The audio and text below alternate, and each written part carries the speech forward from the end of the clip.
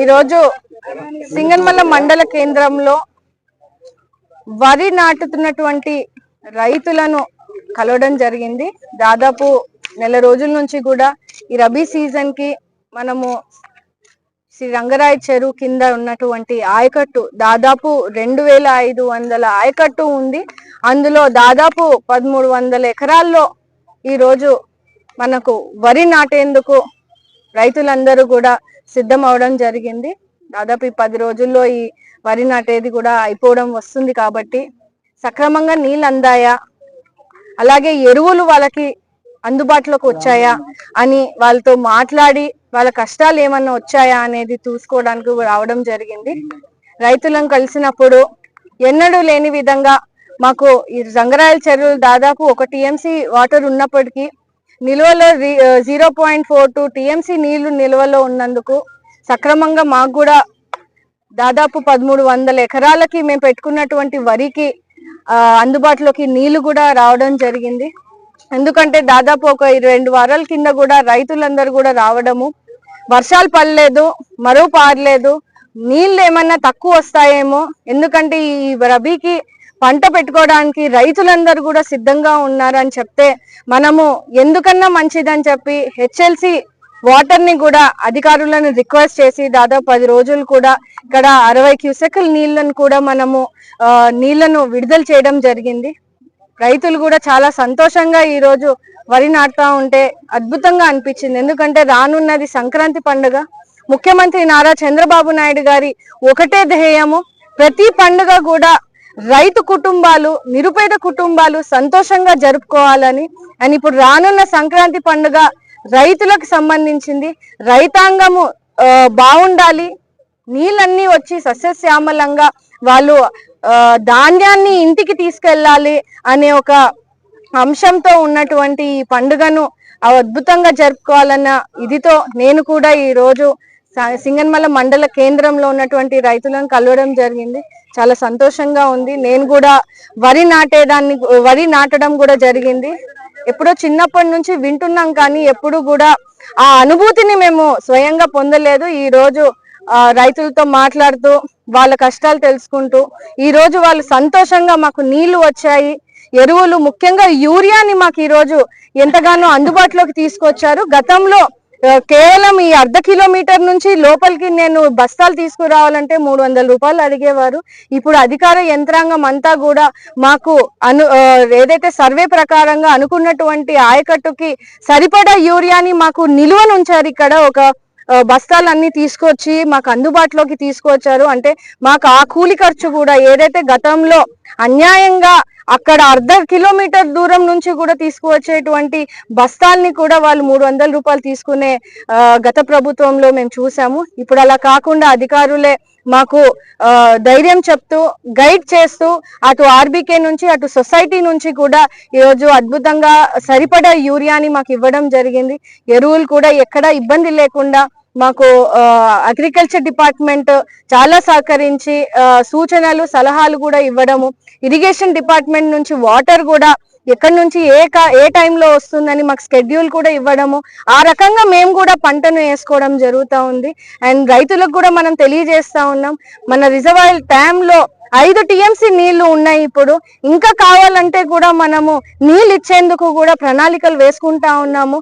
వాళ్ళు హ్యాపీగా పంట వేసుకోవడానికి వాళ్ళకి స్కెడ్యూల్ ని కూడా వాళ్ళకి ఇవ్వడం జరిగింది. సో రైతులు కూడా చాలా చాలా హ్యాపీగా ఉన్నారు. ముఖ్యమంత్రి నారా చంద్రబాబు నాయుడు గారు కానీ మంత్రివర్యులు కూడా ఇదే కోరుకుంటున్నారు, రైతులు హ్యాపీగా ఉండాలి, సంతోషంగా ఉండాలి. పంట నాటే నుంచి కూడా ధాన్యం కొనుగోలు జరిగే వరకు అంటే ముఖ్యంగా వరి పంట అంటే మన కాన్స్టిట్యున్సీకి కూడా గార్లదిన్నె మండలం కల్లూరు గ్రామంలో ప్యాడీ ప్రొక్యూరింగ్ సెంటర్ ని కూడా మన ప్రభుత్వం వచ్చిన తర్వాత తీసుకున్నాం. అంటే ధాన్యం కొనుగోలు కూడా అందుబాటులోకి రైతులకు కూడా ఈ రోజు మనం తీసుకురావడం జరుగుతూ ఉంది. సో వరి నాటే కష్టాన్ని కూడా కళ్ళారా చూడాలి. ఎందుకంటే ప్రతి రైతు కూడా రైతాంగం మీద ఆధారపడతారు. అటు నీళ్లు వస్తాయా రాదో తెలియదు, పంట పెట్టుకుంటే చేతికి వస్తుందా రాదో తెలియదు. అంటే ఇంత కష్టంగా వాళ్ళు ఆలోచన చేస్తూ ప్రతి పంటని వేసుకునే పరిస్థితి ఉంటది. అలా వాళ్ళకి ఎటువంటి ఇబ్బంది లేకుండా గవర్నమెంట్ నుంచి సంపూర్ణ సపోర్ట్ ఇస్తూ వాళ్ళకి ధైర్యాన్ని ఇస్తూ ఈ రోజు అటు సంపూర్ణంగా నీళ్లు ఇవ్వడం జరిగింది. ఇంకా ఏమైనా ఇబ్బంది ఉంటే కూడా హెచ్ఎల్సి కెనాల్ నుంచి కూడా మనం నీళ్లు వదలడం జరుగుతూ ఉంది. సో ఇప్పుడు రానున్న సంక్రాంతి వాళ్ళు అద్భుతంగా జరుపుకుంటారని తెలియజేస్తూ, అండ్ ముఖ్యంగా మిడ్పెన్నర్ మోడర్నైజేషన్ కి దాదాపు 5.5 కోటితో మనము శాంక్షన్ చేసుకోవడం జరిగింది. గేట్లు మరమ్మతులు కూడా జరుగుతాయి. అంటే మధ్యలో ఉన్నటువంటి రైతులకే కాకుండా చివరి ఆయకట్టు ఉన్నటువంటి రైతులకు కూడా నీళ్లు అందించాలన్న ధ్యేయంతో ఎన్నికల హామీగా ఇచ్చినటువంటిది కూడా మనం ఈ రోజు దాదాపు సంవత్సరంన్నర కాలంలోనే మనం నెరవేర్చడం జరుగుతా ఉంది.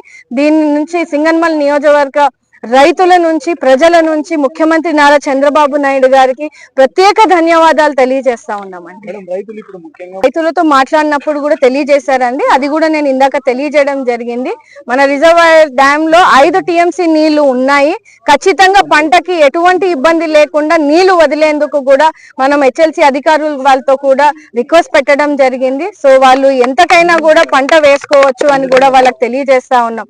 ఎందుకంటే మనం ఈ మిడ్పెన్నర్ మోడర్నైజేషన్ వర్క్ స్టార్ట్ చేస్తాం, టెండర్ అయిపోతా ఉంది కాబట్టి ఆ నీళ్ళన్ని మనం డెఫినెట్ గా వాడుకునే అవకాశం ఉందని కూడా అందుకే రైతులకి ధైర్యం ఇస్తా ఉన్నాము. అదే విధంగా మీరు అడిగినటువంటిది ఎరువులు ఏవైతే ఉన్నాయో అవి కూడా వాళ్ళకి అధికారులు పర్యవేక్షణతో వాళ్ళకి అందుబాటులోకి తీసుకొని వస్తా ఉన్నారు.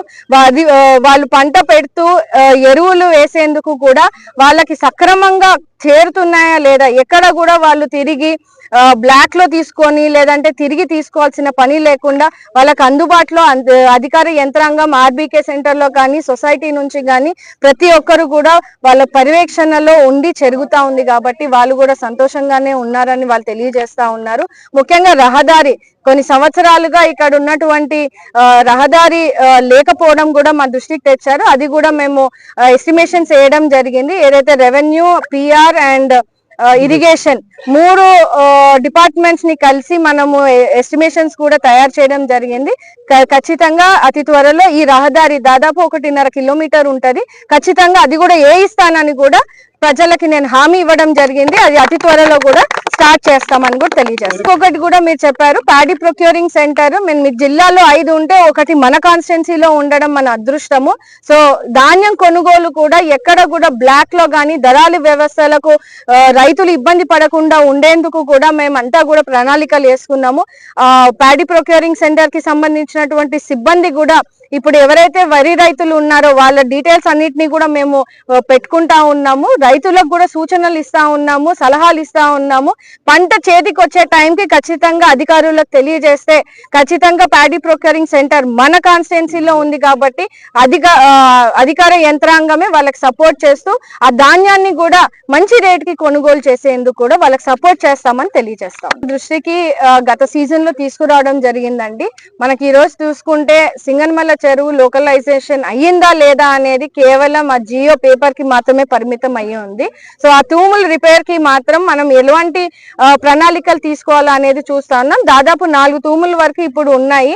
అది మీరు షటర్లు ఏవైతే అడుగుతున్నారో దానికి మనకు సరిపడా ఫండ్ కూడా దాంట్లో ఉంది. కానీ అది ఎలా ఉపయోగించుకోవాలో అనేది మనం మైనర్ ఇరిగేషన్ వాళ్ళతో 2-3 సార్లు మేము సమావేశం కూడా తీసుకున్నాం. ఖచ్చితంగా ఈ సూచన కూడా తీసుకొని రైతులకు ఇబ్బంది లేకుండా షట్టర్ రూపంలో మనము అది ఇస్తే వాళ్ళకి ఎప్పుడైతే అవసరం పడుతుందో అప్పుడు మనము నీళ్లు వదిలేందుకు కూడా సులభంగా ఉంటుందని కూడా తెలియజేశారు. కాబట్టి ఖచ్చితంగా దాని మీద కూడా మేము దృష్టి సారించాము. త్వరలో కూడా అక్కడ షట్టర్ ఏర్పాటు జరిగే అవసరం ఉంటే మాత్రం ఖచ్చితంగా వేపిస్తామని తెలియదు.